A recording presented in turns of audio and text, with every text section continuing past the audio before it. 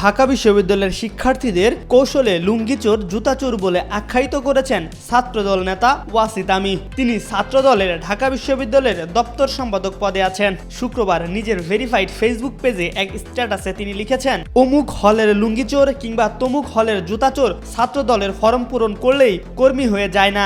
Form পূরণ করা মাত্রই কেউ ঢাকা বিশ্ববিদ্যালয়ের ছাত্রদলের প্রাথমিক সদস্য বা কর্মী হয়ে যায়, এই ধারণাটি অবান্তর। কারণ এবারের সদস্য ফরমের সাথে এক কপি ছবি, জাতীয় পরিচয়পত্র এবং ঢাকা বিশ্ববিদ্যালয়ের আইডি কার্ডের কপি সংযুক্ত করে 10 টাকা চাঁদা সহ তা জমা দেয়া বাধ্যতামূলক ছিল।